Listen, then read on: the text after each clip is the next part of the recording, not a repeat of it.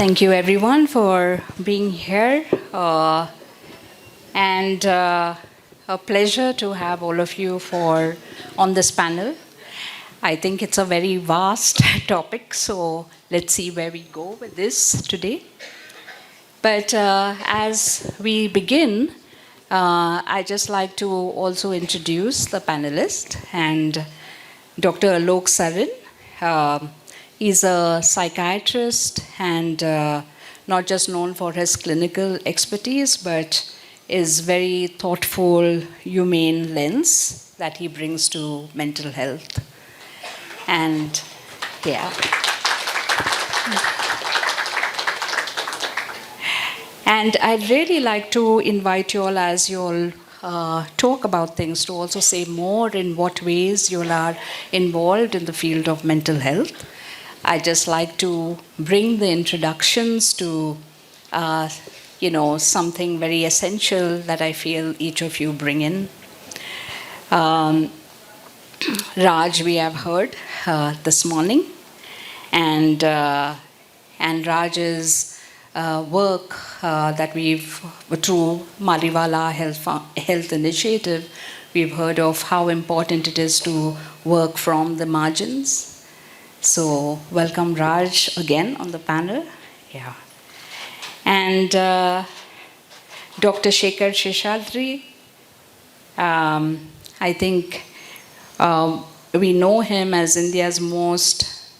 one of India's most respected child and adolescent psychiatrist. And he's known for his decades of work at NIMHANS and the pioneering contributions in child mental health.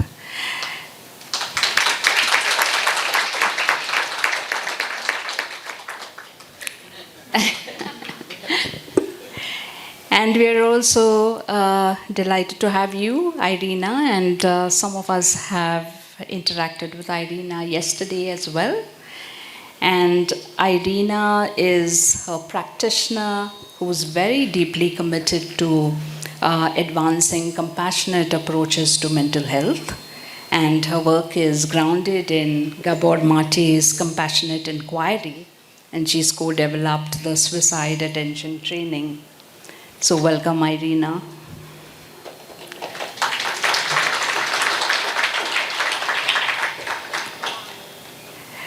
So just to give an idea of how we might engage with this panel discussion, is that we are going to look at,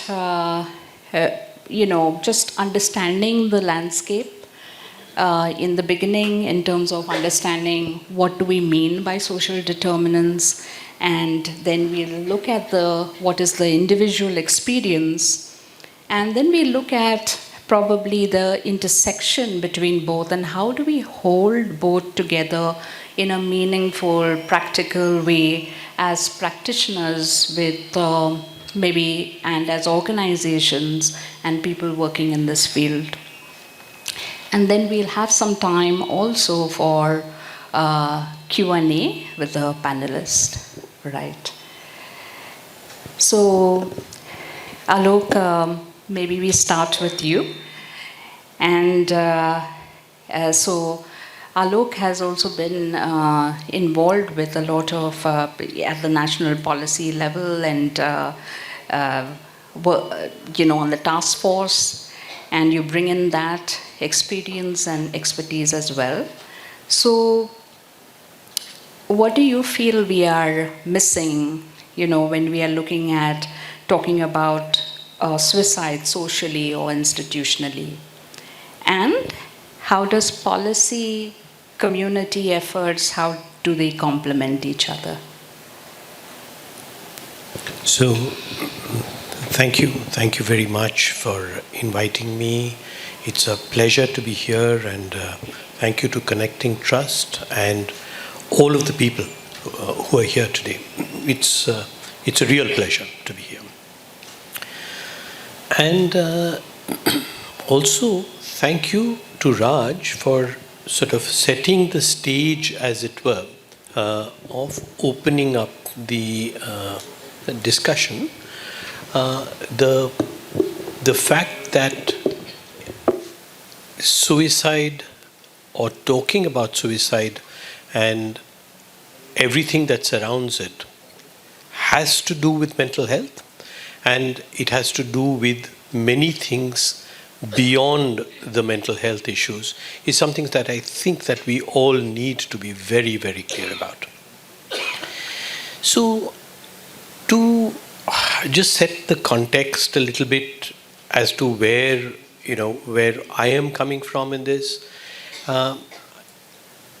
two very brief things. One is that for a long time I've been involved with studying the history of psychiatry, or the history of psychological factors, shall we say. And one thing that has really fascinated us, I and my partner in crime, as it were,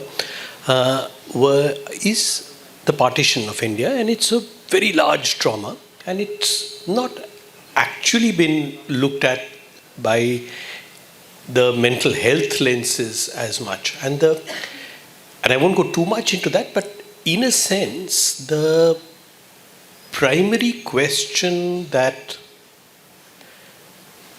arises there is that trauma happens, it impacts people, and some semblances of healing in various forms may or may not happen. And while the individual healing or not healing has been talked about and studied, the whole question as to whether societal healing is just a larger, not subset, supraset, shall we say, of the individual healing is the question. And we've always thought of it like that. But I think this may need to be questioned a little bit. So, does individual trauma equate to societal trauma? Can they be, in a sense, interchangeably used? Is something that actually is a vexed question.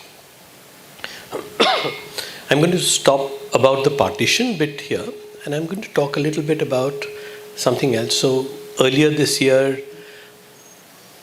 the Supreme Court, apart from the initiative that Raj was talking about, also set up a task force to look at the growing incidence of suicides in the educations of higher education institutions across the country. And that task force is large and diverse, and for my sins, I'm actually part of that task force.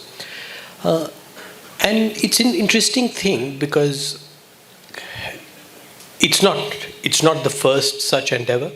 It is a continuation of many similar efforts in the past, and it's one step forward. Is this going to provide, miraculous, completely world-changing or nation-changing directions? I doubt very much. But if it can move the needle a little bit without sound interrupting us, then maybe that itself is not a bad idea. Or criticism. But what is interesting about this task force is many things. Is the composition. So earlier, such endeavors have been almost focused on mental health professionals. This one has one psychiatrist who's not much of a psychiatrist, and it has various other people. It has sociologists, it has people who work with tribal rights, it has gender, academicians who have worked with gender rights, it has a trans person who's a medical professional, it has disability rights activists. It has a very diverse composition and is an attempt to bring to the table exactly those diverse points of view and incorporate them into the decision, or let us say the direction finding process, shall we say. The question really is, where is it that we are going to go with this? Because suicide is a hugely complex issue, and the problem with suicide is that it draws the eye. The eye is drawn to the sheer fact or the occurrence of the suicide.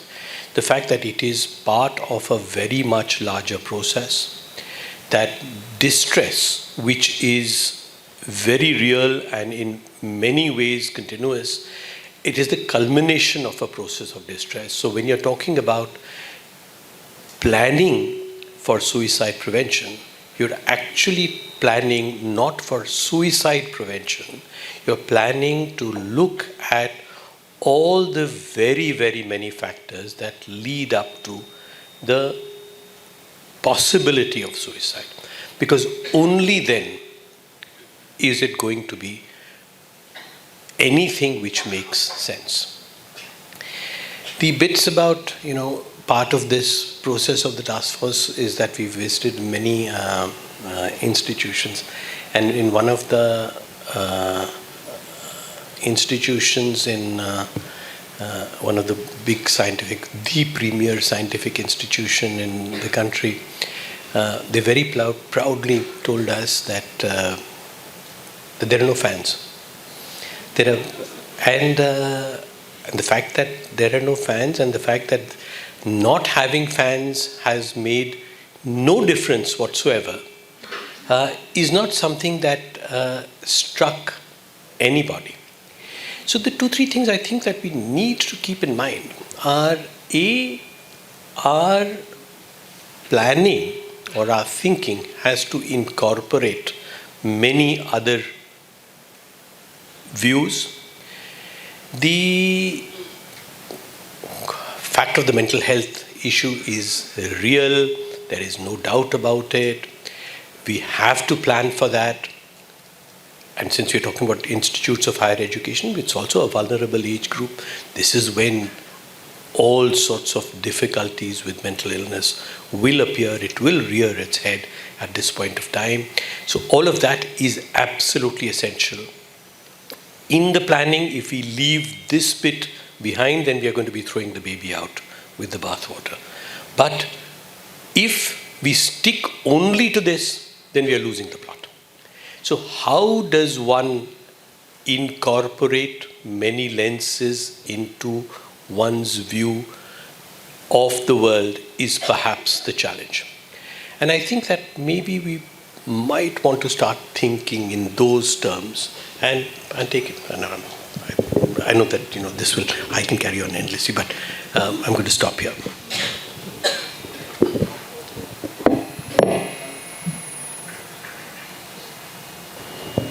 Thank you, Alok.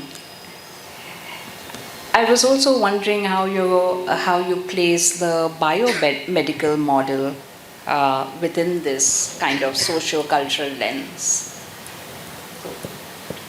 And maybe also, Shekhar can also reply to that. Okay. Yeah. How we place the biomedical model is very important. It's right there. Not leaving it out of the picture would be disastrous. But as I said, sticking only to that would perhaps be equally disastrous. The question is, what else are we going to do? And in what way is that thinking going to be critical thinking? Soumitra was supposed to be here. There's an empty chair somewhere, and Soumitra is not here. One of the things that has happened is the decriminalization of suicide, which the MHCA has done. Absolutely. Of attempted suicide. Or of attempted suicide. But it will surprise you to know that the Indian Penal Code is borrowed from the British system, where the punishment for attempted suicide 100 years ago was death by hanging. Yeah. It's a real inversion. And however, what has also happened is that it has attempted to decriminalize the attempted suicide. The fact of the matter is that very many people, and I'm not sure whether we all know, but if you go to a hospital with a self-harm attempt, many hospitals are actually not aware that the law has changed. In many ways, one of the things leading up, so the way that we look at data, the only comprehensive data that we have of self-harm is what is called the NCRB data, which is the National Crime Records Bureau. So we are looking at the self-harm attempt through the lenses of criminality.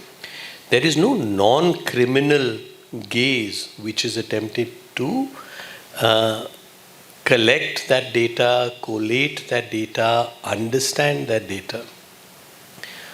One of the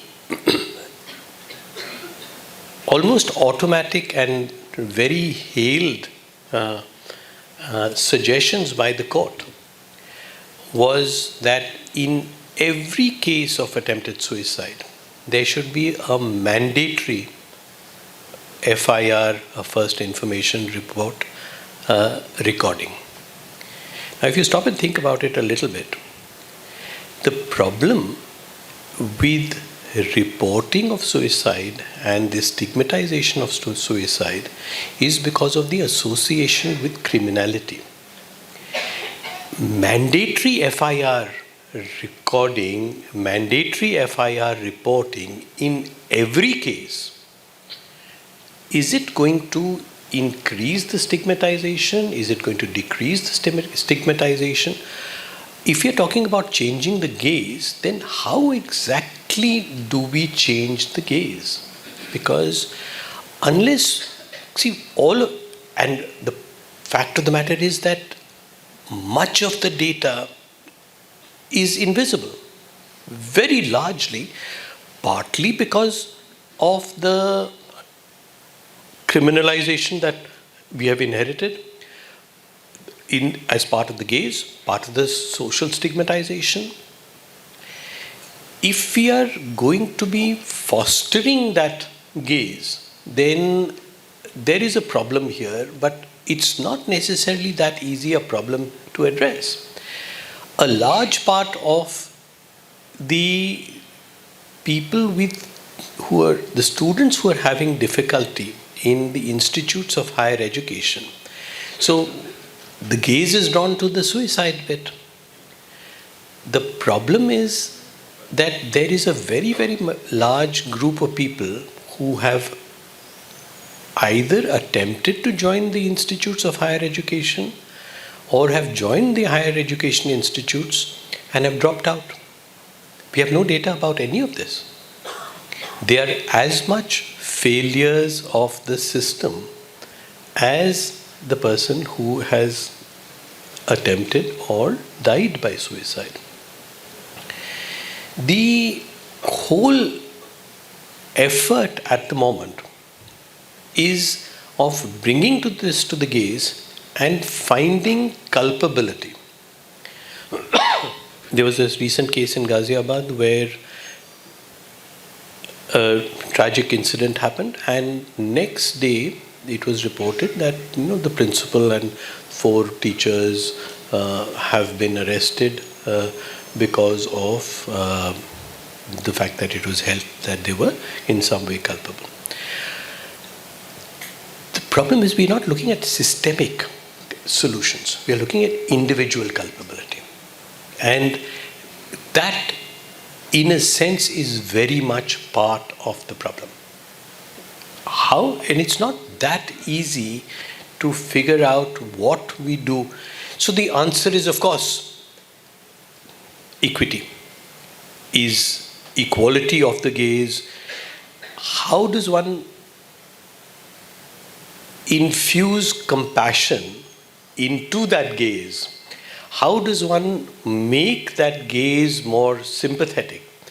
And while this sounds very good, it's not necessarily something to which we can have these 4 bullet points, which will then address and make those.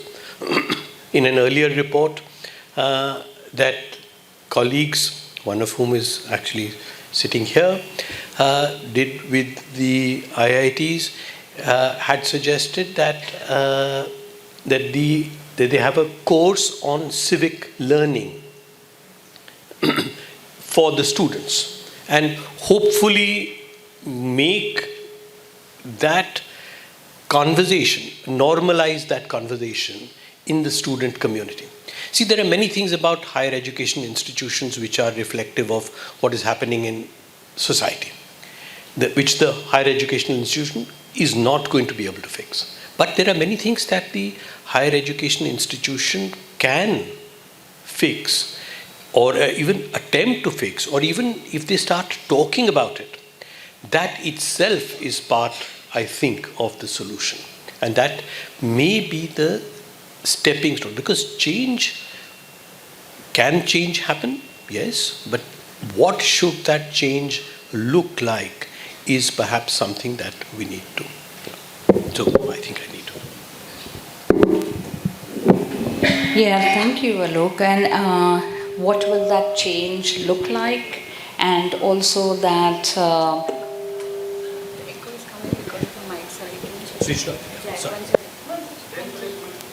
Yeah. And we can look at that there are these risk factors in community, and Dr. Seshadri, I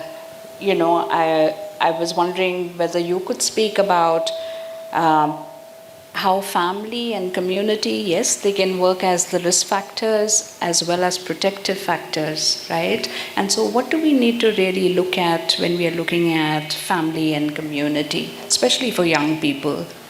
No, it's just that in Sandy's introductory remarks, she didn't mention the word dialectics. Yes. And I was actually trying to create a link between the workshop that was held yesterday, and there were a lot of statements articulated as potential inner voices of people, and then Irina followed it up by giving a frame of reference. So to address the question that you put to me, to look at dialectics in an individual and in a community context, and then triangulate them to create a frame of reference that looks at suicide prevention. There's a gentleman called P. Sainath. In fact, in one of his addresses in Pune, please watch that YouTube. It's called The Obscenity of India's Wealthy. And P. Sainath has often written about the farmers' suicides. Those in Maharashtra familiar with the stuff happening in Vidarbha, and then of course in Telangana. And P. Sainath has clearly stated, and this goes back to the point that Raj made, and this question that you asked about the mental health biomedical lens and a larger social equity justice lens. He has consistently said that the farmer's suicide is an agrarian crisis. It is not a mental health crisis. And unless you look at these issues from that lens, and so I want to give you one example of families and communities to exemplify how this can be done. And then I'd like to shift to individual dialectics and give a couple of thoughts that I have in this regard. A couple of years ago, an in-charge Chief Justice of Manipur High Court, a Tamilian gentleman. Actually, forget the Tamilian bit, it's irrelevant. He has retired thereafter. Passed a judgment giving scheduled tribe status to the Meiteis. Now, there are a couple of problems in this reality. First, the ascribing of a special status to a community is not within the jurisdiction of the High Court. It's a parliamentary and law commission. You can't simply say, from tomorrow I decree you as Falana tribe. Secondly, non-tribals cannot own property in tribal areas. The Meiteis are predominantly Hindu and they live in the valley. The Kukis are predominantly Christian and they live in the hills.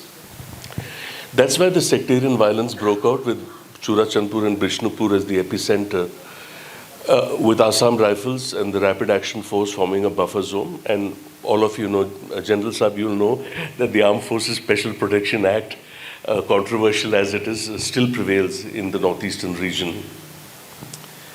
200 temples were burnt, 200 churches were burnt to the ground, 2,000 houses in either communities were razed to the ground, 64,000 people were displaced, of which 16,000 were children, housed in 300 camps across both the territories. Aggression and suicidality then emerged as an outcome, particularly in the youth. Now, interestingly, the whole thing is a freaking narcotic war because the hills have thousands and thousands of acres of poppy cultivation. We are talking about opium trade in the Golden Triangle between Myanmar and the Northeast. It's a narcotic war. We are talking about large sums of money here. What we are doing in Manipur, Sandy, is we are bringing, and this links to the point that Raj made in the keynote, this is not just trauma-informed CBT, This is justice-informed trauma care, bringing in principles from reconciliation psychology, exemplified in Reverend Desmond Tutu's Truth and Reconciliation Commission in post-apartheid South Africa. A very powerful community-based psychological method in communities and families for a reconciliation to occur as to how you then negotiate the tensions that exist in the region so that the consequences of aggression directed outwards or inwards is mitigated. We are in the process of documenting this, and all the work that we do, as I was telling my friend Anita earlier in the morning, all our work is in public domain and free access, and we put it in public domain because my team does not believe in copyright, we believe in copyleft. So we will make it available for how, even within families where people get upset, distressed, and think of the value of life because they perceive injustice. So how do you take a justice-informed approach to the trauma care that Alok has alluded to? This brings me to my second point, and it's a point that I think will particularly resonate with Irina also, because I did listen to the short clip that she very kindly did for you, and it sort of resonated with a webinar that I did recently called Shame, Origins and Antidotes. It's available on YouTube. You can watch it. It's a 1 hour thing on shame. And this brings me to the whole issue of dialectics. And in a family, a child in any context, whether school, family, a relationship break, if you look at the phenomenology of suicidality, between a person who says, I'm in a difficult situation, my difficult situation is intolerable, I do not wish to live, I wish to die, and I wish to kill myself, they are not the same. These are different levels of phenomenological progression in suicidality. And for any practitioner, therefore, to recognize in the narrative of the person who you're attempting to assist, to be able to pinpoint where they are positioned in this inner thought process, so to intervene so that it doesn't progress further. And this brings me to two last points that I'd like to share with you. One is the issue of shame as central in the way that a family responds to the behavior or the identity or the proclivities of a child. And this is particularly concerning because the age of attempted suicide has been progressively coming down. And what is this 7-year-old and 9-year-old? Where did the notion of, and shame is very central to, and my thesis was, what's the antidote to shame? And people spoke about pride, people spoke about achievement. Irina speaks about connection, and connection and social cohesion is very central to community-based approaches to the sanctity and integrity of a community, as it is indeed to a family as a community, as it is indeed to an individual. So, two last things. One is this continuum of negative thought patterns, and this would appeal to a lot of you as a follow-up to the workshop that both of you did yesterday. Many years ago, I was asked to review a book. The book had a very interesting title. It was called Separation Theory and Voice Therapy. And I thought it would be one of these, newfangled hi-fi sort of stuff. It's written by a guy called Robert Firestone. And so I read the book and look at levels of increasing suicidal ideation and the content of the voice statements, dialectic. Low self-esteem, self-critical thoughts of everyday life, self-deprecation. I'm incompetent, I'm stupid, I'm not attractive, I'm going to make a fool of myself. Voices rationalizing self-denial and thoughts praising and approving selflessness and asceticism. I'm too young, too inexperienced, I'm too shy. Why go on this trip? It's such a hassle. I'll save money by staying at home. Cynical attitude towards others combined with self-attacks leading to alienation and distancing. Why go out with him? She's cold. He'll reject you. He won't go out with you anyway. You can't trust men. You can't trust women. Then shifts towards tendency towards self-isolation. Thoughts influencing isolation. Rationalizations for being alone but using time to attack oneself. Just be by yourself. You're miserable company anyway. Who'd want to be with you? Just stay in the background. To psychological pain, vicious self-abusive and self-accusations. You idiot, you bitch, you creep, you stupid shit. You don't deserve anything, you're worthless. To substance use.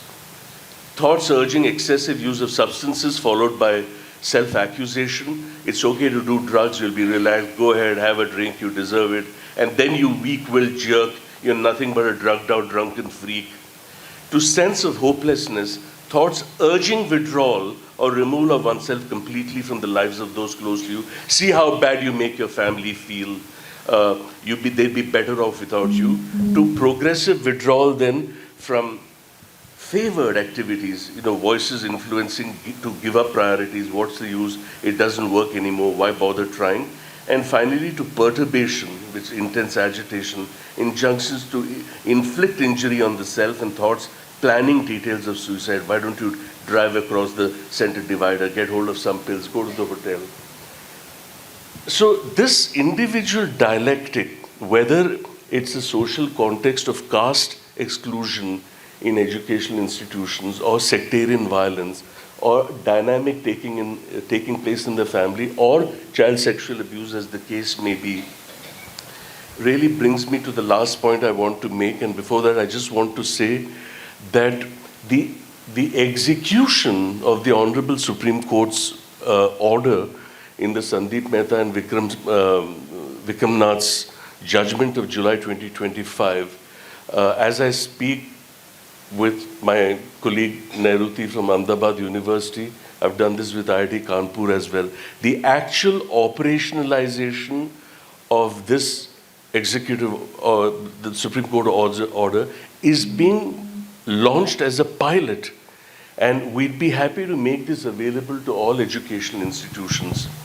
I'd like to end by saying, reading a couple of thoughts on the issue of shame.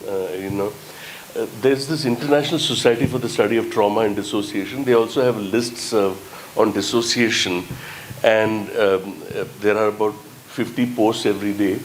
But this really caught my eye because of its relationship to the spirit of this 2.5-day event. Belonging is a powerful antidote to shame. Community. Belonging only exists through presence. Presence is the mechanism that allows belonging to register in the body. And yesterday someone asked you the question about embodiment of trauma, embodiment of shame, and therefore what is the extent to which somatic work, even in community settings, and part of what we are doing in Manipur is a lot of somatic work through theater of transformation, basically Augusto Boal's techniques. Presence is not a metaphor. It is an evolved human capacity. It is the adult skill that lets the mind visit the body with attunement and curiosity. Coming back then to child development. Child development is an intersubjective process where the child is in a state of absorption, and if there is a lack of attunement in the child rearing process, that's where the alienation comes in, and then you question your value, even as a 8-year-old who is told when she produces the report card, and the father or the mother look at the report card and say, "Tum kab sudroge? Ya tum kabhi nahi sudroge? When will you improve?" And when a child feels devalued, that's the internal dialectic that remains as a template. When push comes to shove several years later, that switch gets pushed on. So infants learn to recognize themselves. It is how children know that they matter. It is how adults feel safe enough to stay connected while being seen. Without presence, belonging stays conceptual. The body cannot take it in. So when we say the opposite of shame is belonging, connection, cohesion, there is a deeper layer. The opposite of shame is presence, and presence is what makes belonging possible. And shame begins where presence is absent. Shame dissolves when presence returns. And belonging is the felt outcome of presence sustained over time. And so self-states, those that have learned viscerally that closeness can precede harm. This is why presence must be gentle, titrated, and predictable. It has to be something the body can actually tolerate, and presence can only grow when there is a little safety and a little security. And for clients, they borrow that from us first. And that's the importance of therapeutic alliance, other than all the robust techniques that we follow. Techniques are important, theories are important, conceptual frameworks are important. But in the context of our discussion, particularly where the dialectic of suicidality in the relationship between the individual and the community is concerned, this awareness of the politics of communities, of regions, of institutions is important to then build an ecosystem of care.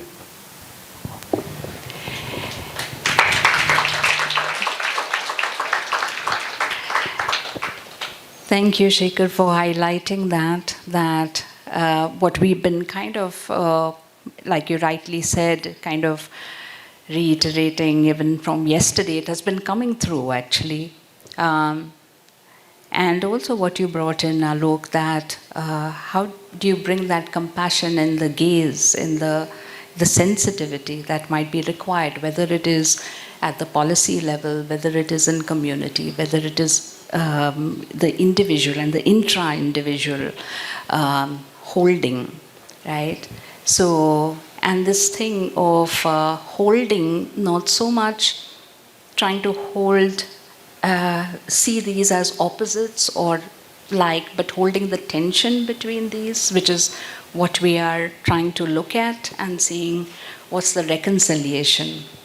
So, Irina, I wanted to know whether, what can you say from an individual kind of like lens and also from the collective, because in some way the context is carried within the individual is within a context, right? So, so how do you see this kind of like pain, trauma in these personal stories as well? First of all, I want to say I'm really deeply honored to be here. It's my first time in India. And thank you, Sandy, and Connecting for inviting me. And thank you for, thank you for the chance of being here on the stage. It's very interesting for me that I'm invited as a speaker, but I feel I'm a student and I'm learning way more than I would have thought. And I was listening to the doctors before, and I was wondering, there was a part in me wondering what could I add, actually, to this. And building on what Dr. Shekhar was speaking about, that was a good introduction for, let's say, the lens that I can bring, because my lens is more individual. I don't have so much this wider lens yet of societal point of view and understanding what's not happening, and especially in a culture like India, which I don't know so well. But I can see inner world and the outer world. How do I perceive myself? Who am I in the world? How am I in the world? And if we have, for example, memories, right, transgenerational, historical memories, or even more recent, of war, of, in my country, revolution, segregation, colonization, poverty, violence, abuse, then what do we learn? How do we learn that we are, as a human being, we are disposable, right? We are wrong, we don't matter. We are replaceable we are maybe invisible. And that is what we carry as our story, but it shows up as an individual story. And then in the person, what I found in my practice is that they wonder, how did this start in myself? Because I have all these people around. But the truth is that it didn't start with us. It never starts with one person. It starts with an entire lineage, an entire line of generations, and also horizontally of culture, of society that we live in. And when we look at this sense of belonging that we were talking about, when a person says, I don't belong, I have this sense that I don't belong, how can we translate that? It's, I'm missing connection, I'm in isolation, I'm missing community, but also I have the sense that there is no place for a person like me in this family or in this system or in this culture. And there we can look at what that narrative is actually saying. And it can be a narrative that is following us from the generations up, from the way we were parented also. Because if we speak about child development from my point of view, from what I know from the trauma lens, we cannot speak of a healthy child development if we have stressed and depressed parenting. That those would be, from our trauma education, the two conditions: to have a non-stressed, non-depressed parent.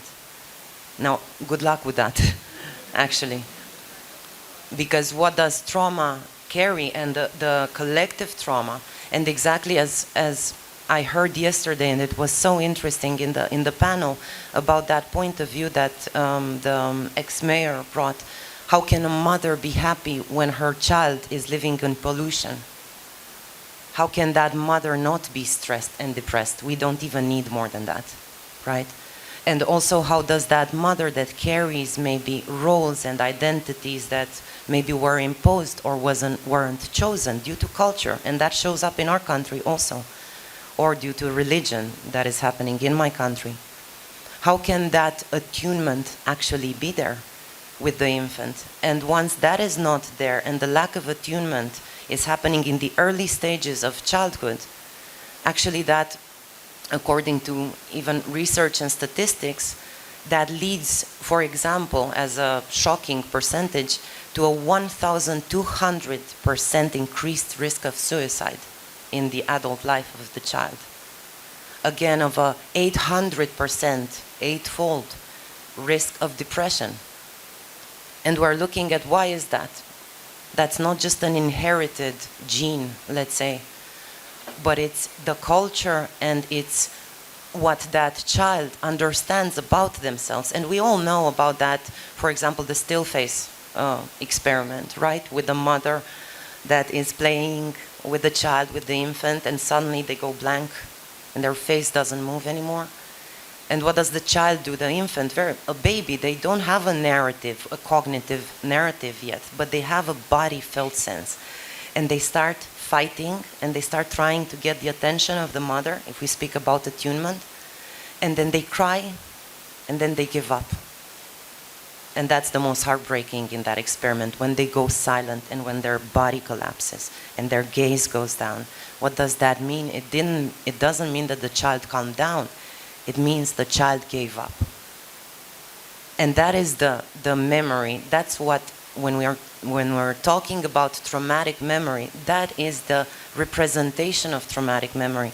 Because then that gets carried in the body, not in the mind. The mind will create the story later. But the body carries the information and the wisdom. And the body understood, I am worthless. My mother is not there for me. And how can, for example, a depressed mother, a stressed mother, have that attunement and stay always in contact with the child? We all know, if we have kids, I have in my experience the same. If I struggled myself, I don't think I was a perfect parent. I don't think I was very attuned as a mother in that moment. And actually in my kids, that shows up. I have a boy and a girl. And with the girl, I could be really present, having worked on my trauma. With the boy, which is older, I hadn't yet worked on my trauma. He has ADHD, he's hyperactive, neurodivergent. He's a great kid, but he's a representation of the lack of attunement that was there. And I'm not saying that from a parental guilt. I'm saying that from understanding the lens. It didn't start with me. It didn't start with him. It didn't start with my mother. It started with all the generations up, with the clash that happened, for example, if we speak about this more historical, transgenerational, what happened for us coming from an oppressive political regime, right? Romania was decades under communism. What was communism? It was telling you, keep your head down, do not speak, do not express, do not feel your feelings. That is very dangerous and will be punished. You are no more nor no less than any other, and you have no right to express yourself. And this is carried. The communism fell 30 years ago, but my generation is carrying that because we are raised by our parents who are afraid to speak. And we will be at a table turning my head and my back, thinking that if you're looking at me, you want to harm me. That is emotional and traumatic memory. It's a body felt sense of fear and threat. And I'm sure you all can think and apply better what that means for each of you in your culture. I don't want to assume, but I can imagine from what I know how that can be even much more than in our culture. So when we speak about trauma, and I have not yet met a suicidal person, again, who has a sense of belonging, of connection, who is not in a deep, deep state of shame, if we're talking about shame. And I'm going to speak later in the workshop much more about shame. But that's the main driver for suicidality as I see it. And that's the hallmark of trauma. Because if we look at trauma, trauma is not what happened, not the traumatic event. I was abused, there was violence, there was poverty. It's not that. It's what happens inside of you as a result of what happened to you. That's a very important distinction, because there will be people, and if we're talking about the community setting, that is what makes the difference. The support and the connection that can be there in resources. There can be people, and I've met people who went through horrifying stories of abuse, of cults, of really, really hard things to hear for me. They were triggering my own traumatic memory, actually. But when I looked at them, they were not traumatized individuals. They were individuals that were resilient, with an incredible resilience. And they were not traumatized. What does that mean? They were not carrying the hallmark of what that trauma made them think of themselves and of the world. Why was that? If we looked at the conditions, when the traumatic event happened for them, the family was there. And it had the resources, the emotional resources, to support that person. The community was there. It was integrated. There was not a sense of secrecy, separation, isolation, and shame upon that person. So yes, the grief of what happened to them was there, of course, but that doesn't mean trauma. Grief is not trauma. Sadness is not trauma. Anger, all these emotions are not trauma. Despair, it's a different thing. Despair is trauma. Because when we get to that point where we understand that there is no point anymore, that I don't matter, that I have no hope, that is not a present moment reality as an adult, in the worst conditions actually. That is the memory of a child that was trapped in something that they couldn't get out of. And that is an expression of a failure of a micro or macro system, either the family system, but the family system is also an expression of the cultural and societal system. So this would be the lens from which I see, and this is very much the best representation, let's say, of all of this that we've all, and what I spoke about now, is actually the suicidal crisis. Because it's that extreme point where all of these, the shame, the transgenerational trauma, the emotional memory, gets activated and flooding that individual that really believes their story. So absolutely I agree with Dr. Shekhar that said, in practice as practitioners, it's life-saving to see the moments where that narrative might not be the individual's narrative. It's the societal's narrative. And there, and that's the last point that I want to bring, that can create space, right? And that can alleviate the individual shame. Because it's not my sense of failure or resignation or hopelessness. It's the metaphor, the expression of a way bigger failure, let's say. And I am the one that is still here. And there we can look at the resilience of the person instead of the symptoms of their trauma. We can look at how come are you still here? And when we talk about transgenerational trauma, the beautiful part is that we can flip the coin also, and we can talk about the transgenerational resilience.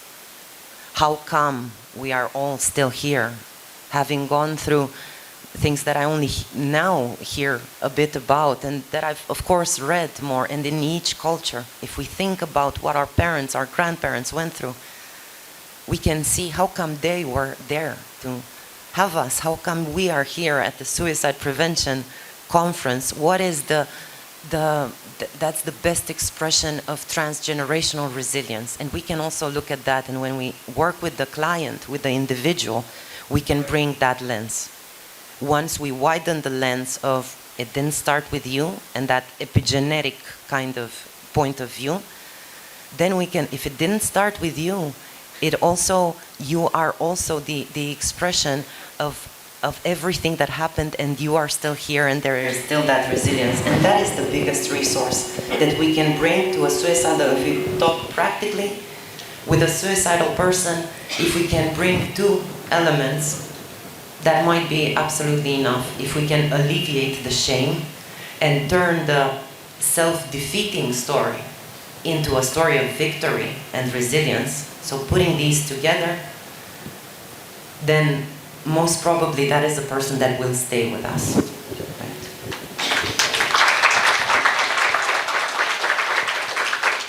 Yeah, I know, Shekhar, you wanted to add something, but yeah.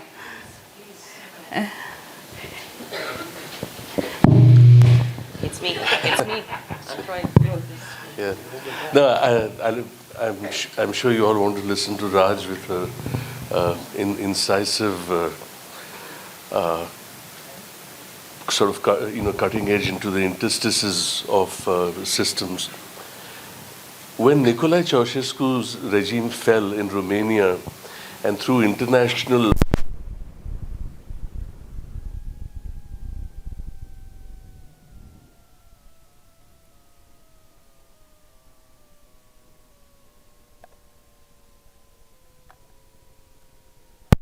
in institutions, when they were found in states of malnutrition and growth, and then they were moved to the United Kingdom and then placed in foster institutions and then foster homes and then adopted. How that has made a difference in the developmental trajectories of these children is a case to point. And I shudder to think many years ago when Morarji Desai was the Prime Minister of India and Nicolae Ceausescu actually came to Delhi, and we were compelled to receive him and actually sing Neta Nicolae Ceausescu ki jai ho, jai Hind, jai Romania, So I actually sang to Nicolae Ceausescu in 1973 or 74, I don't remember when, and to see, and we can understand why his regime fell.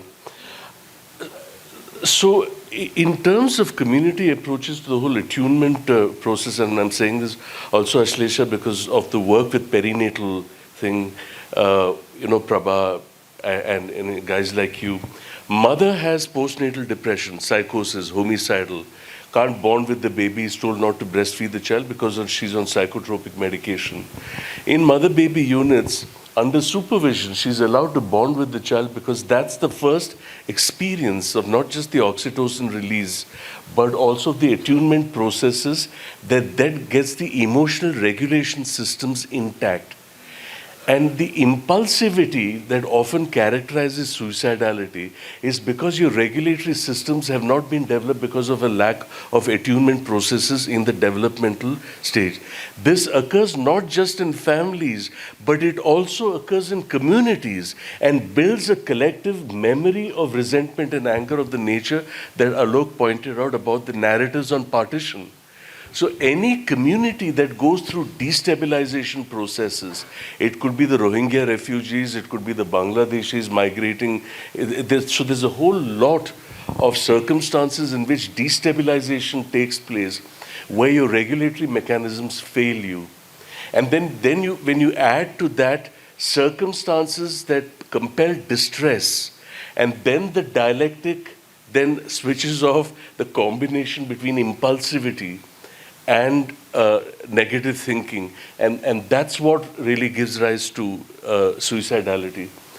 So there is fantastic scope both in individual work and community work to really look at this from the perspective of attunement in parenting processes on the one hand, but also attunement in communal harmony. And the University of Adelaide, in fact, has a document on social cohesion during the COVID pandemic to say how community activities that bring in a sense of cohesiveness, the point that Raj made about conscientizing campuses. I deliberately borrow a word from Paulo Freire. हर संस्था की एक ज़मीर होती है. What is the conscience of this institution? And are we geared, therefore, to providing an ecosystem that sustains and nurtures the identity of every scholar, irrespective of what religion, class, or caste he or she may come from? So do we really have egalitarian and democratic and compassionate institutions? And can it be built? Yes, it can. Nairuti, I'd be very keen once we complete this work, for it to be written as a document which we can share across the country to see. This is a pilot, and what we are really doing to see whether an entire campus, and this is not just one-on-one counseling that you do, it's about a campus ecosystem that really builds this conscience, which is imperative.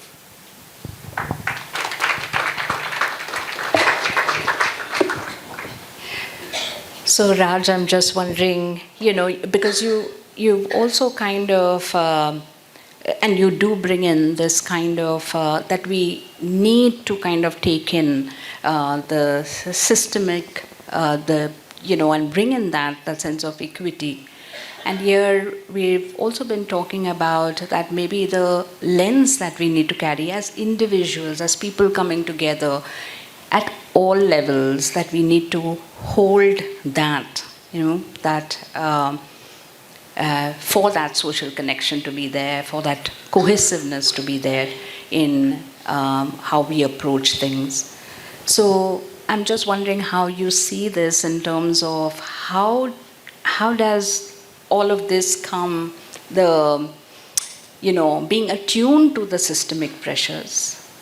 Yeah, how can we be attuned to it when we are actually working? By the way, I can give away my minutes to all the expert speakers since I've already spoken a fair amount. I have no problem in doing so. But how can we be attuned? I mean, at the risk of sounding like a broken record, I'm going to say that there are certain types of knowledge, particularly non-expert knowledge, that are treated as not valid enough. And we need to have, I think, epistemic justice in mental health and suicide prevention. And part of that, now, Alok, I'll have to pick a public fight with you. I wrote publicly online, actually, about the task force. And it is true that it's amazing that it's not solely psychiatrists. It's very nice to see representation from many sectors. What's missing, however, is that there is not a single Dalit Bahujan person on that task force. And so if I have to just answer your question, there is one principle. Nothing about us without us. It comes from disability rights movements. So very germane to suicide prevention. The history of that phrase. It was used in South African disability rights organizing when they came together to fight against apartheid. Where did South African disability activists pick it up? They picked it up from Polish labor organizers. Right? So in this case, in this task force, it is really important to say that there should be nothing about us without us. And that lived experience is very important if we are to foreground the work.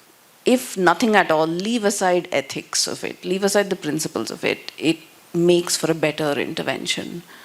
Yeah, I'll keep my answer short. In all fairness, he didn't set up the task force. I know, but it sounds like I'm being combative. I'm not. Yeah, thank you, Raj. Actually, there's another. I just said I'll keep things short, but there was another Supreme Court case which I found very interesting in light of the work that we are discussing, and that was a case that a trans woman teacher raised when she was fired from a couple of different educational institutions. And there were some very interesting learnings from it. Now, I'm very bad at legal things, so I spent about 20 days trying to figure this thing out. But the Supreme Court said two things. They said that on education campuses or in workplaces, and I spoke about education, but I mean to say this about all workspaces because we are seeing suicide in workspaces as well. The Supreme Court said that reasonable accommodation, which is another disability rights phrase, is a duty for non-discrimination. The second one was the Supreme Court said omissive discrimination is a problem because inaction makes rights and equality ineffective. And then the third, it said that remedies for exclusion should be systemic and not just one-off. So I think we need to look at this in the sense of if we are planning policy or whatever else, the idea of omissive discrimination is important because the failure to act, the failure to involve that perspective is an exclusion. And of course, the Supreme Court did go ahead and say that governments and institutions are accountable when these gaps or these indifference turns legal promises into just aspirations. That's the problem. And so proactive measures, and this is what the Supreme Court called for, such as policies and trainings, are imperative to put in place from the top rather than waiting for the harm to occur.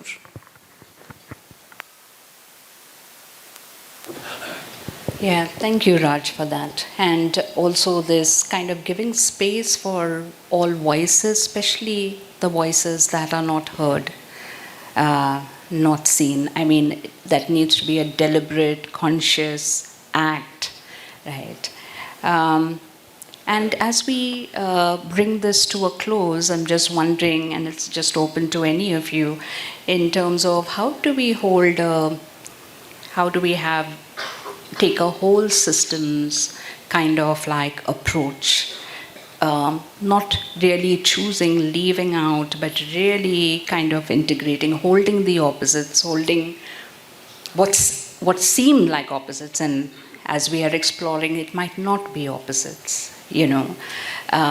So, yeah, just comments on that in terms of what might be a whole systems dialectical approach. What would it look like in practice?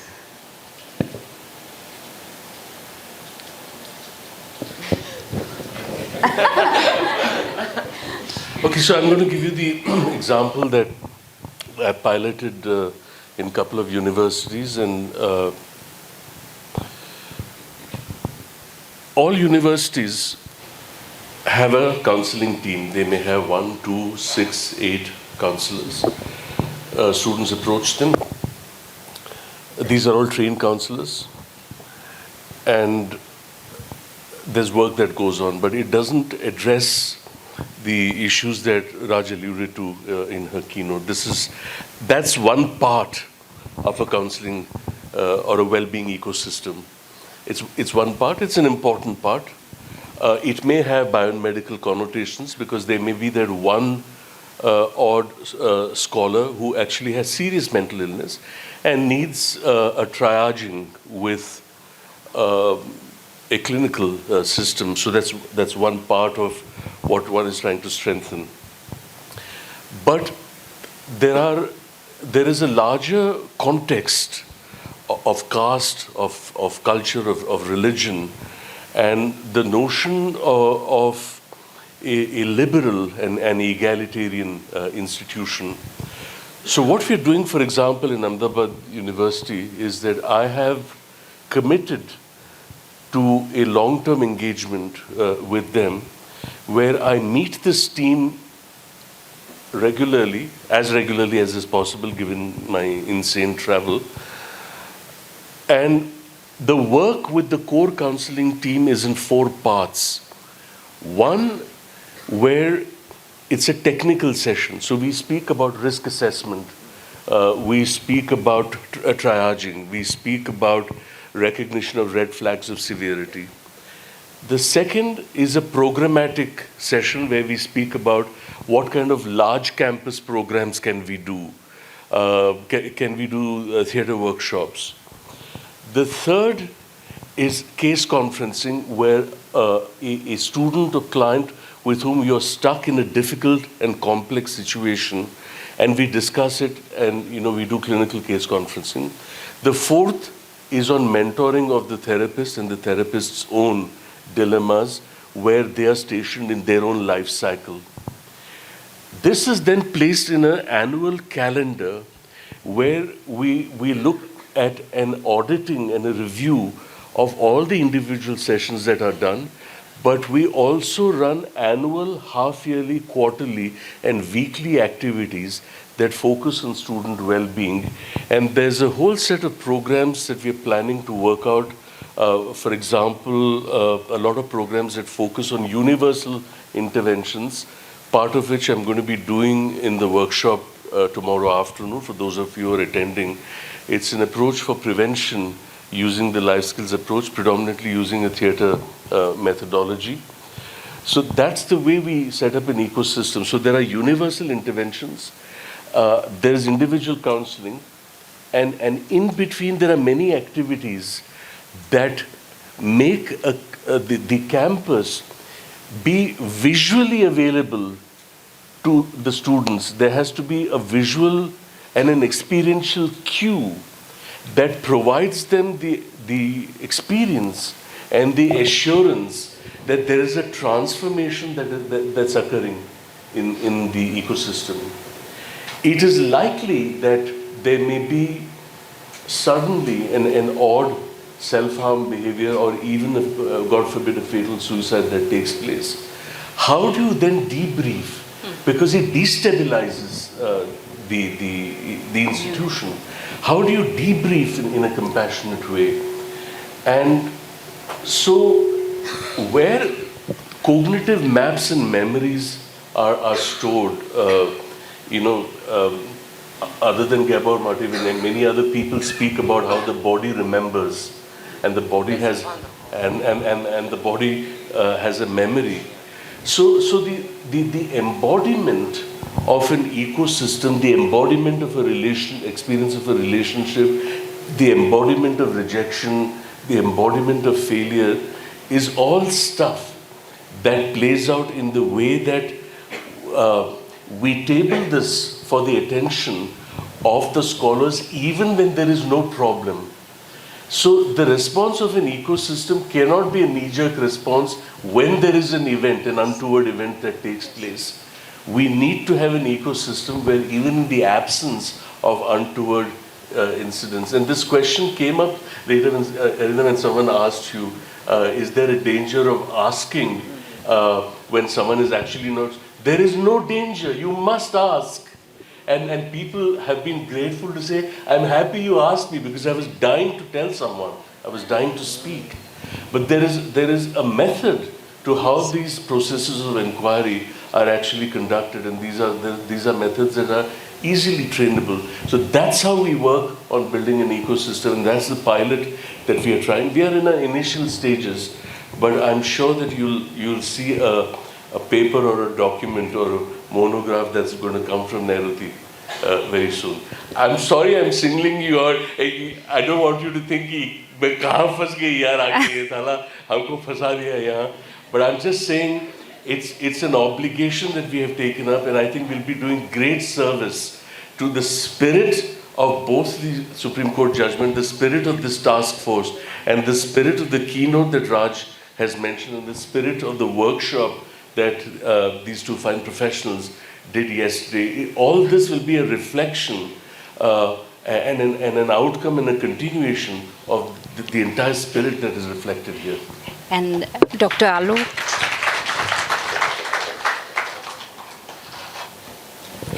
So, two things. One is that, how much time do we have? We must be cutting it pretty fine by now. But then, like all respectable conferences, we'll be running late. So, there's this iconic partition story. It's called Toba Tek Singh. It's, I don't know, all of you familiar with it? It's about this gentleman who's in Lahore mental hospital, and he is, you should read it, but to cut a long story short, he's there in the hospital, and partition happens. His family has gone. His daughter, who was to come and visit him, stops visiting him, so he goes off. And his village, which is Toba Tek Singh, is on the other side of the border. It's in India. So he leaves, and tragically he dies at the border. And this is the story of the ultimate outsider. He's in a mental hospital. He is, he's a madman. The world sees him as mad.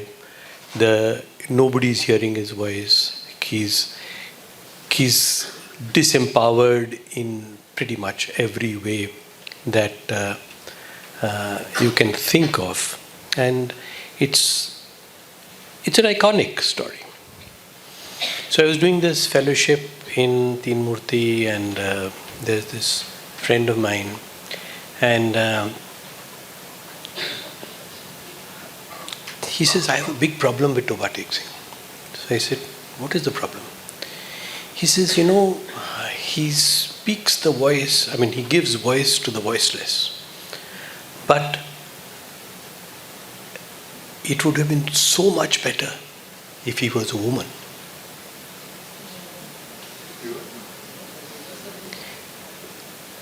So yes, you can have many things. You may not have everything.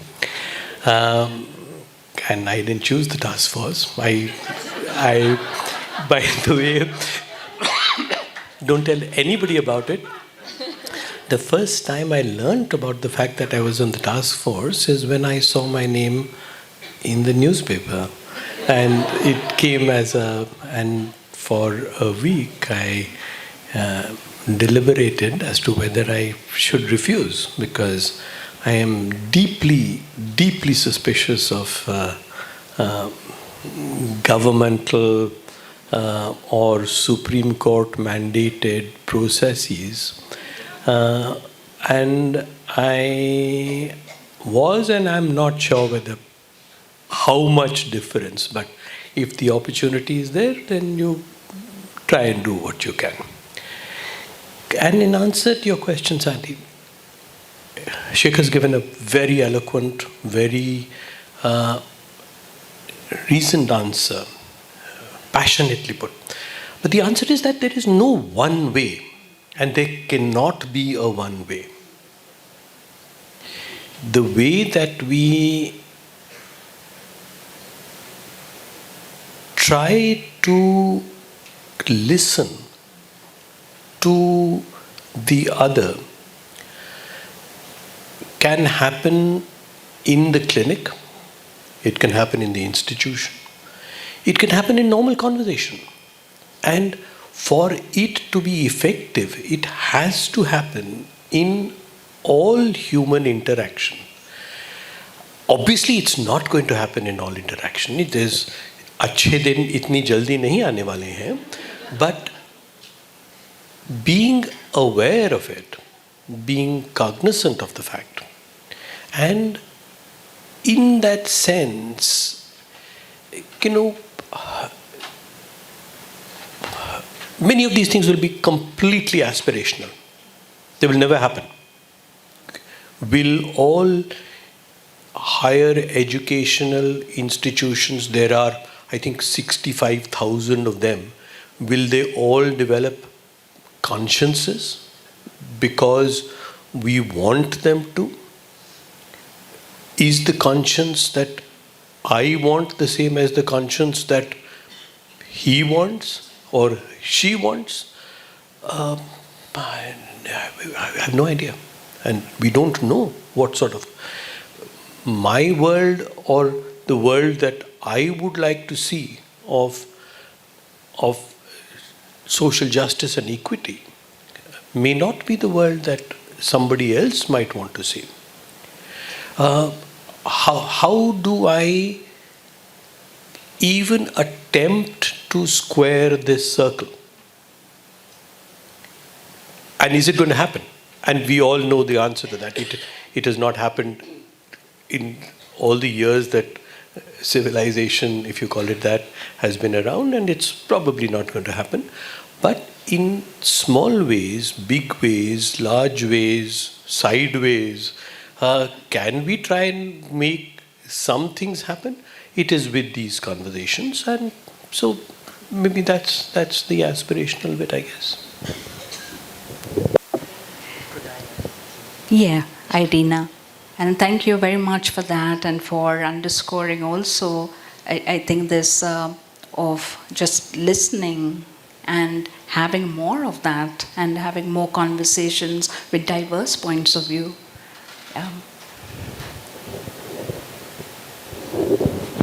Yeah. Building up on the point of listening and having more conversations, I wanted to bring this, when you said whole systems approach, again, I speak from the work with the individual, but what we did at a point is that in Romania we took a network of trauma-informed therapists and we managed to collaborate with a mental hospital, with the biggest psychiatric hospital in Bucharest.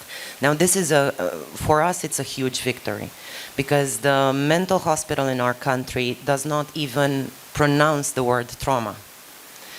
Does not when there is, and they are the first ones that receive the addicts in crisis, the suicide attempts, all the crisis management. But there is never in the intake even mentioned the word trauma. So the individual is seen as this walking problem that is coming all of a sudden with this dysfunction, right? Now, at one point, and this is not, of course, that was not coming from the doctors, that was coming from a bigger level, a bigger system of management.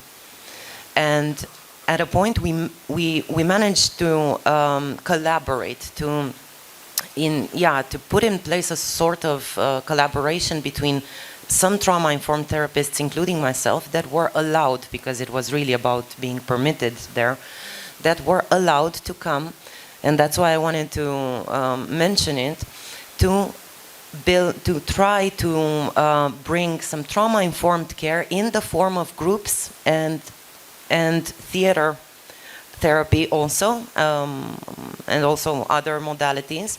I come also from a theater background, so I work a lot with the psychodramatic and also arts therapy and following a lot the principles of Bessel van der Kolk, that you are, and about the synrhythmic regulation, he says, that we can bring as healing and medicine and co-regulation in the space. So that was our initial idea, to come try to bring this to the patients, and especially my quite, let's say, out-of-the-box idea was to bring this to the ones that were experiencing psychotic disorders. Because we were seeing, of course, in the psychotic disorders, this complete alienation, the paranoia, and so on. So extreme forms of that traumatic memory that we were talking about, and the high-risk patients, of course. And we were doing that in collaboration with the doctor, of course, and being followed by that. Now, what we saw is that we started working with these patients, and at the door, there were the first responders from the hospital. So not the medical staff, but they were the first people, the nurses, the assistants that were receiving the cases when they were coming in the hospital, brought by the ambulance. So the cases that were most violent, of self-harming people, of people on the edge of death, actually. So actually they were the most traumatized from the system, if we're looking at that. Now what the system was doing is that it was instilling more trauma. So for us, the mental hospital there, for a patient, it's not really a great route, because many times they're almost being punished for their attempt. They're being restricted, they're being sedated, and it's not sustainable, actually. But when we looked at that, my idea, I will confess, is that that was coming from the medical staff, from the doctors. But what actually was happening is that it was coming from this first line of responders, who were in fear, who were traumatized, who are not educated enough. They were not psychologists on one hand, they were not medical doctors or psychiatrists. They were in between, and they were people who are not taken into account in what's happening to them when that case, very shocking cases, are coming in, right? And when we were starting to do these theater workshops and with other modalities, they were slowly starting to come in, one by one. And at the door, there was formed a circle of these first responders. And we invited them in. And they were the ones that were most touched and asking, could I come? Because they were not offered healing, and they were not offered the education to provide the healing. So not on one side, not on the other, right in the middle. But they were the first people that were getting in contact with the vulnerable population, with the crisis. So unwillingly, they were the factors that were deepening the trauma of the traumatized individuals, right? So bringing them in, that's what I wanted to bring as a possibility, for example, and what I understand as a whole systems approach. Ensuring this collaboration, and for 2 months, we went into this project which initially did not include these people, where there were half patients and half the nurses and these first responders, and they started talking to each other. There are not anymore the case of the psychotic patient and then the nurse, and it was like the guardian of the prison and the convict, let's say. And they started talking and they started seeing that, hey, we have the same trauma. We are the same human being. Maybe we have other possibilities to adapt, let's say, but basically we suffer the same. So actually managing to integrate that middle layer of the first responders, they could respond better to the patients, and all that collaboration between the systems was that can led facilitate to a better result. And we see that, we say as below so above, right? And we know when we talk about parts and the whole system, for me as a therapist, it leads me to the multiplicity of the mind and our inner parts, right? And what are those? They're different approaches to protection that we have inside. That's what happens outside also in the systems. We as trauma-informed therapists have one approach to protection. We all want the protection of the vulnerable population. The psychiatrists have a different approach to protection. The nurses and the first responders and so on. And how we work as a therapist with the inner landscape of these parts is that we want to provide the intrapersonal healing. So we want to borrow from one powerful, let's say, part in the client, some qualities that can help the less resourced part, right? We want to ensure this internal collaboration. And if we look as above, it is the same, that structured system that can bring some qualities in, and us with a different lens that can bring some qualities in. So all about that collaboration. Yeah, thank you, Irina. That inner collaboration and that reflected in the outer collaboration. I think I promised the Q&A, and I'd like to have some time that if there are any questions for any of the panelists, then we can kind of open. Yes. Yes.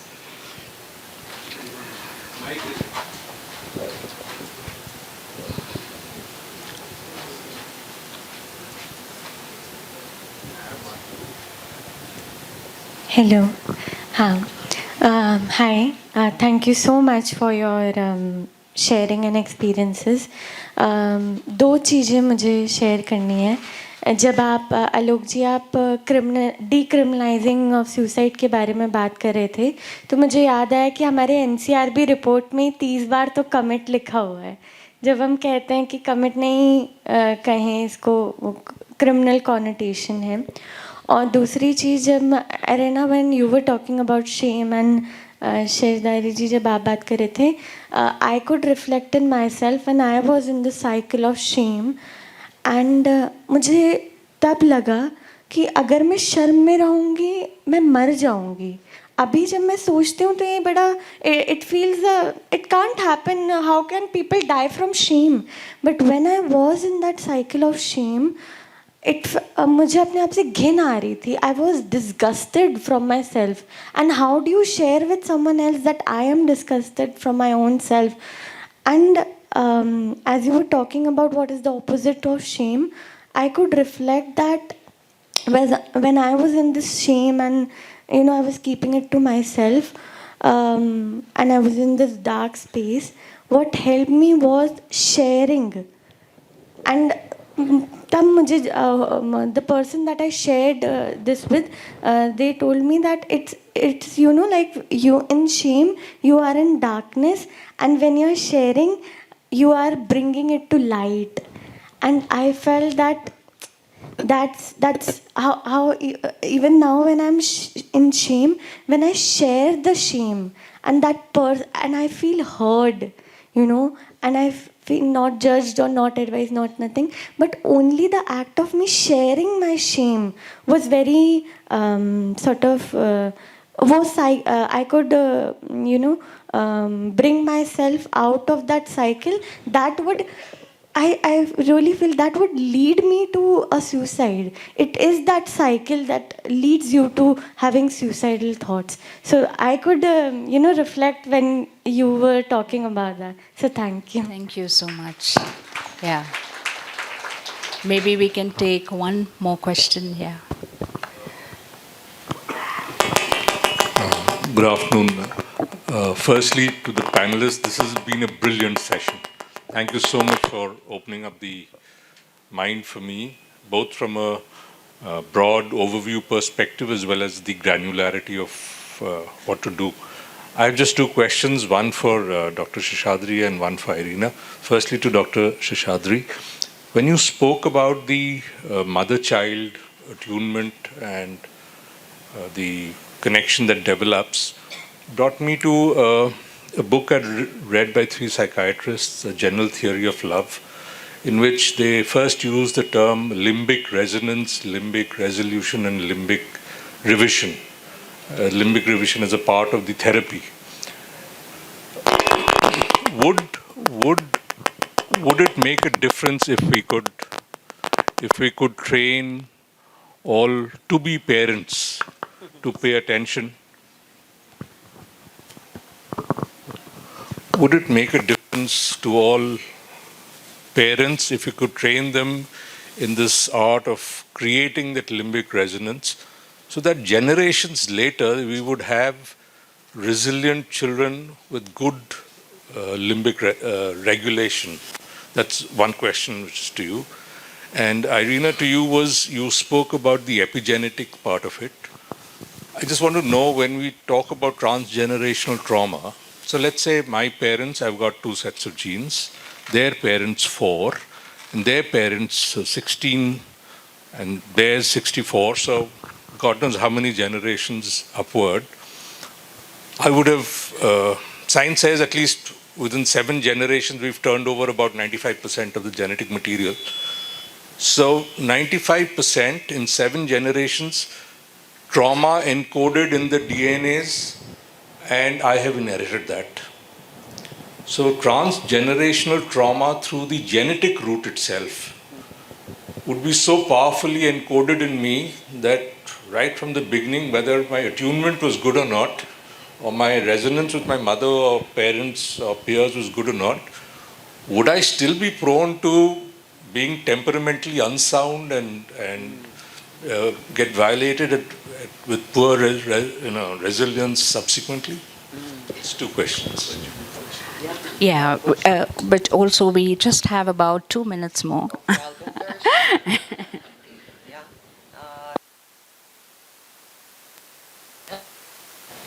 I think it works. Yeah, I'll be very short, and maybe then we can speak later in the break. Yes, the short answer, and I don't want to be crude, it's yes. If we have the transgenerational trauma in the line, what happens, the transgenerational trauma, we can see it from the point of view that I was saying before, beliefs and attunement and all that, but in the epigenetics lens, we're looking also at a process called the alteration of genes of the DNA methylation process. Now, when there is trauma in the early stages of pregnancy, for example, or even in the childhood, the early years of childhood of the mother, that derives a decreased BDNF in the baby. And I'm just going to say what that is. It's the brain-derived neurotrophic factor, right? Now, if we have that increased, that leads to increased impulsivity, addictions, prone to addictions, suicide, autoimmune diseases, chronic illness, and so on. Now, so yes, it's encoded in the genes also in that way. It's this decreased BDNF. And now, slowly, it can actually be measured in some countries. And there are some. Now, how do we increase that? If we look at what are the remedies for that, the first one is breath work, deep breath, yoga, meditation, proper nutrition. There are certain, in the naturopathic medicine, certain foods that are especially for increasing the BDNF and so on. And so this is even before therapy, before beliefs, before anything. That's what I wanted to say. Yeah. Yeah, so wait, I'm going to link my response to what you said with the issue that you shared, that in the act of sharing your sense of shame and somebody responding, an attunement took place. So attunement can occur in later life relationships as well, which form a corrective kind of. To link that to parenting is becoming a big thing these days, with a lot of focus in many countries. But how do you pitch this in civil society? Do we use the media? What form? And I'm experimenting with this, particularly during COVID. So we have a whole series called Parenting Pathshala, which is there on our YouTube. You can have a look at it, parenting in different contexts. But I just wanted to say, if you go to Bowlby, and if you look at the whole issue of attachment is a concept, attachment is a theory, attachment is an approach, and attachment is a method. The concept is that attachment is important for optimal child development. The theory is that there's secure, insecure attachment. Insecure attachment can occur even in intact families because the mother has depression or there's frequent marital discord.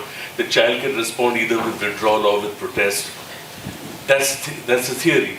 The approach is for a therapist, a parent, to deliberately establish an emotionally corrective relationship with a child. And that process of attunement, or what we call as responsive parenting, what is the method? The method, particularly when we work with preschoolers, the method is story, it's art, it's play, it's working. So that method needs to be very anthroposophic. And to link anthroposophy in the work of Rudolf Steiner with what Irina mentioned about yoga and meditation, it is unbelievable. And this is not just some vague stuff. This is WHO. Even for cancer regeneration, the use of mistletoe, it's in the phase 3 trial right now. So there's a lot of stuff going on in medicine now which goes beyond our frame of reference of allopathy, that looks at some of these alternative forms which really halt the genetic and epigenetic vulnerabilities that are part of the intergenerational transfer. Just keep in mind that the road to disaster is often paved with good intentions. So the last time historically anybody tried to change citizenship or thinking or the sort of people that there would be in the world, it had rather distressing outcomes. So my Achhe Din and your Achhe Din and her Achhe Din will be very, very different. There's also a difference, and I think the point has been made that all of this is important, but the epigenetics is important, but life experience is equally important. Autonomy is equally important. Agency is equally important. Will that concentration of BDNF change my outcome? That is predestination. That's again a slippery slope. Sure, it will have some role, but there is a huge role for what I do in my life and the way that I live my life. So and these are not debates of today. These are debates that have always happened. It's perhaps a good idea to keep them in mind.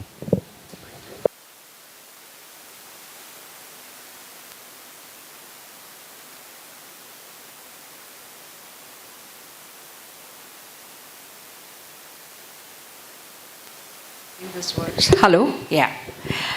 Yes, so we've reached the end of our really thank you for this very enriching kind of engagement and discussion. And I'll just request Simone to come felicitate each of our speakers. And thank you all very much. After this, we will just wait for 5 more minutes and then we'll move to lunch. Yeah. Thank you so much, Raj. They've already got. Thank you, Alok.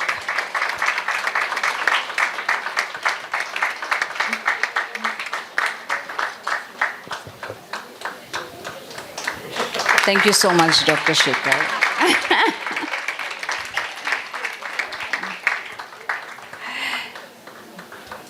And thank you, Irina.